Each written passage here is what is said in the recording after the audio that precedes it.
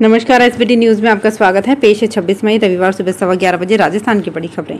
गुजरात के राजकोट शहर के कालावड रोड पर स्थित टीआरपी गेम जोन में शनिवार शाम 4:30 बजे भीषण आग लग गई। हादसे में 12 बच्चों समेत 24 लोगों की मौत हो गई। अब तक 25 से ज्यादा लोगों को सुरक्षित बाहर निकाला जा चुका है। प्रशासन का कहना है कि मरने वालों की संख्या बढ़ सकती है। मृतकों के शव इतनी बुरी तरह झुलसे हैं कि उनकी शिनाख्त नहीं हो सकी। पहचान के लिए डीएनए टेस्ट किया जाएगा। अभी प्रशासन ये नहीं बता पाया है कि आग लगने के वक्त गेम जोन में कितने लोग मौजूद थे। आग पर 3 घंटे में काबू पाया गया। राजस्थान के पूर्व सीएम अशोक गहलोत ने कहा कि बीजेपी की इन चुनावों में बुरी हालत होने का एक कारण कांग्रेस के नॉन परफॉर्मिंग असेट कैटेगरी के सैकड़ों नेताओं को अपनी पार्टी में शामिल करना रहा है। पूर्व सीएम अशोक गहलोत ने सोशल मीडिया प्लेटफॉर्म पर ट्वीट कर लिखा, बीजेपी की इन चुनावों में बुरी हालत होने का एक कारण कांग्रेस के नॉन परफॉर्मिंग असेट कैटेगरी के सैकड़ों नेताओं को अपनी पार्टी में शामिल करना रहा है। कांग्रेस के ऐसे नेताओं के बाहर जाने से कार्यकर्ताओं को अधिक मौका मिला और बीजेपी पर ऐसे नेता लायबिलिटी बने जिससे उनका खुद का कार्यकर्ता निराश हो गया।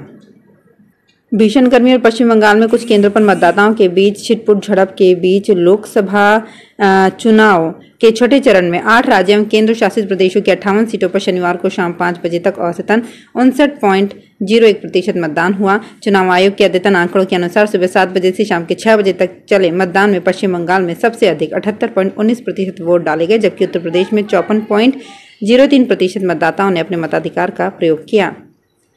नीमका थाना जिले के डावला थाना के अंतर्गत ग्राम पंचायत बिहार में मनरेगा कार्य के दौरान बड़ा हादसा हो गया। यहां मनरेगा में काम करने के बाद श्रमिक आराम फरमा रहे थे, तभी ऊपर से मिट्टी का टीला ढह गया, जिसमें करीब आधा दर्जन से अधिक मजदूर दब गए। आसपास के श्रमिकों को इसकी सूचना लगी तो श्रमिक और आसपास के ग्रामीण मौके पर पहुंचे। सूचना पर डावला थाना अधिकारी महेंद्र कुमार मीणा भी मौके पर पहुंचे और श्रमिकों को निकालने के लिए रेस्क्यू चलाया गया। कड़ी मशक्कत के बाद सभी श्रमिकों को बाहर निकालकर जिला अस्पताल में भर्ती करवाया गया, जहाँ डॉक्टरों ने शिमली के श्रमिक बुधराम यादव को मृत घोषित कर दिया। वहीं श्रमिक फूलचंद यादव की हालत गंभीर होने के कारण उसे पाटन रेफर किया गया।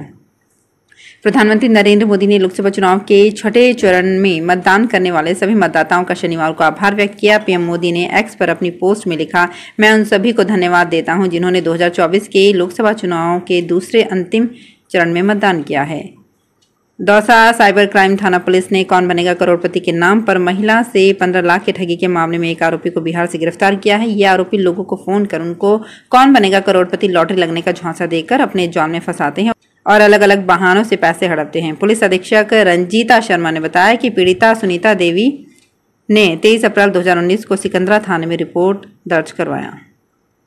राजस्थान सरकार ने एक आदेश जारी करके मानव अंग एवं प्रत्यारोपण अधिनियम 1994 के तहत समुचित प्राधिकारी की सहायता और सलाह के लिए सलाहकार समिति का गठन किया है। ये कमेटी समुचित प्राधिकारी को ऑर्गन ट्रांसप्लांट मामले में सलाह देने के साथ ही हॉस्पिटलों को एनओसी देने और उनके ट्रांसप्लांट के मामलों की जांच में सहयोग देगी। आदेशों के मुताबिक इस कमेटी में मेडिकल एजुकेशन विभाग के सचिव को इस समिति के चेयरपर्सन बनाया गया है, जबकि कमिश्नर को समिति का सदस्य सचिव बनाया गया है। दौसा में शिक्षा विभाग के अधिकारियों की अनदेखी के कारण ग्रीष्म अवकाश में भी कई निजी शिक्षण संस्थाएं धड़ल्ले से चल रही हैं, लेकिन शिक्षा विभाग के अधिकारी आंखें बंद कर बैठे हैं। लोगों ने बताया कि इस समय क्षेत्र में भीषण गर्मी पड़ रही है। तेज धूप होने के कारण लोगों का घर से निकलना मुश्किल हो रहा है, जिसको देखते हुए शिक्षा विभाग ने 17 मई से लेकर 23 जून तक विद्यालय में ग्रीष्म अवकाश घोषित कर रखा है। लेकिन कस्बे में कई निजी शिक्षण संस्थानों के संचालक धड़ल्ले से बच्चों को विद्यालय बुलाकर अतिरिक्त क्लास के बहाने पढ़ाई करा रहे हैं। राजस्थान के चित्तौड़गढ़ जिले के बड़ी सादड़ी क्षेत्र की एक विधवा वृद्धा ने अपने देखभाल के लिए पुत्री और दामाद को घर जमाई बनाया तो ग्रामीणों ने पंचायत कर उस पर करीब 3 लाख रुपए का जुर्माना लगा दिया और गांव से बहिष्कृत कर दिया। इस मामले को लेकर वृद्धा ने पुलिस अधीक्षक को ज्ञापन सौंपा है। बोरखेड़ा की 70 वर्षीय भगवानी बाई ने ज्ञापन में बताया कि उसकी केवल एक पुत्री है। देखभाल के लिए उसने पुत्री व दामाद को घर जमाई बना रखा है। राजस्थान के दौसा से आया एक आश्चर्यजनक मामला चर्चा में है। यहाँ विभागीय लापरवाही ने एक बच्चे का ऑनलाइन जन्म करा दिया। जब महिला और उसके परिवार को इसकी जानकारी हुई तो हैरान रह गए। इसके बाद परिजनों ने चिकित्सा एवं स्वास्थ्य विभाग के अधिकारियों को शिकायत दर्ज कराई, जिसकी जांच चल रही है। मामला दौसा जिले के सिकराई उपखंड के पिलोदी गाँव का है। इस गाँव में रहने वाली प्रियंका मीणा और कमल मीणा ने विवाह के बाद 2018 में एक बेटे को जन्म दिया, जिसके बाद महिला इच्छापूर्वक कभी गर्भवती नहीं हुई। वो अपने इकलौते बच्चे के साथ खुशी खुशी रह रहे थे। इस दौरान उनके पति, जो कि बैंक में सरकारी कर्मचारी हैं, के विभागीय पीटीएस सॉफ्टवेयर में ऑनलाइन रिकॉर्ड में फेरबदल किया गया, जिससे सेवा रिकॉर्ड में एक की जगह 2 बच्चे दिखाई देने लगे। सीकर के खाटू में अब लॉ एंड ऑर्डर व्यवस्था में सुधार होगा। यहां 14वीं बटालियन आरएसी पहाड़ी के करीब 60 कार्मिकों का मुख्यालय किया गया है। एडीजी विशाल बंसल ने इस संबंध में आदेश जारी किया है। अतिरिक्त महानिदेशक पुलिस प्रशासन कानून व्यवस्था विशाल बंसल ने बताया कि 14वीं बटालियन आरएसी पहाड़ी के एक कंपनी का मुख्यालय रिजर्व बैंक जयपुर में किया गया था। वर्तमान में इस कार्य के लिए डी कंपनी नियोजित है। रिजर्व बैंक ऑफ इंडिया में नियोजन के बाद शेष बचे जाब्ते में से 60 कार्मिक, जिनमें एक प्लाटून कमांडर, 9 हेड कांस्टेबल आदि का मुख्यालय अग्रिम आदेश तक कस्बा खाटू जिला सीकर किया गया है। भविष्य में कंपनी का रोटेशन होने पर नई आने वाली कंपनी से भी इसी प्रकार की व्यवस्था जारी रहेगी।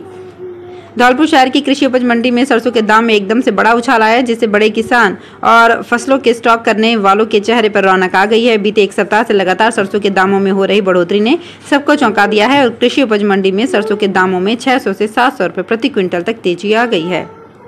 टीम इंडिया के ऑलराउंडर हार्दिक पांड्या की पत्नी नताशा स्टैनकोविच ने अपने इंस्टाग्राम से पांड्या सरनेम हटा दिया है। इसके बाद सोशल मीडिया पर दोनों की तलाक की अटकलें लगाई जा रही है। सोशल मीडिया पर कई रिपोर्ट में दावा किया जा रहा है कि दोनों का तलाक हो चुका है और नताशा ने हार्दिक की 70% प्रॉपर्टी अपने नाम करवा ली है। नताशा इस बार पूरे आईपीएल से नदारद दिखी। मुंबई के किसी भी मैच के लिए नताशा स्टेडियम में चीयर करने नहीं पहुंची। इसके बाद ये कयास लगाए जा रहे हैं कि दोनों के रिश्तों में दूरियां आ चुकी है। राजसमंद में मनरेगा कार्यस्थल पर तेज गर्मी के कारण एक महिला श्रमिक की तबीयत खराब हो गई। उसे 108 एम्बुलेंस से हॉस्पिटल पहुंचाया गया। राजसमंद के पदमपुरा गांव में हनुमान नाड़ी कार्यस्थल पर भीषण गर्मी से महिला पप्पू देवी अचेत हो गई। अचानक महिला की तबीयत खराब होने पर मौके पर मौजूद दूसरे श्रमिक घबरा गए। महिलाओं ने हिम्मत दिखाते हुए अचेत महिला को उठाकर कार्यस्थल से सड़क तक पहुंचाया। राजस्थान में शनिवार से नौतपा शुरू हो गया है। चूरू में प्रचंड गर्मी के मौसम में युवाओं ने बेजुबान पक्षियों के लिए परिंदे लगाने का अभियान शुरू किया है। पहले दिन शहर में 21 परिंदे लगाए गए। अभियान के तहत 200 से अधिक परिंदे बांधे जाएंगे। सामाजिक कार्यकर्ता मुकेश सैन ने बताया कि चूरू की भीषण गर्मी को देखते हुए बूंदिया गिरोही में बेजुबान पक्षियों के परिंदे लगाने के लिए युवा आगे आए हैं, जो एक अभियान लगाकर करीब 200 से अधिक परिंदे लगाएंगे। तो फिलहाल इस बुलेटिन में इतना ही। फिर हाजिर होंगे कुछ और बड़ी खबरों के साथ। अगर आप भी अपने आसपास की छोटी बड़ी और महत्वपूर्ण खबरों से अपडेट रहना चाहते हैं तो सब्सक्राइब कीजिए हमारे चैनल एसपीटी न्यूज को और प्रेस कीजिए बेल आइकन पर।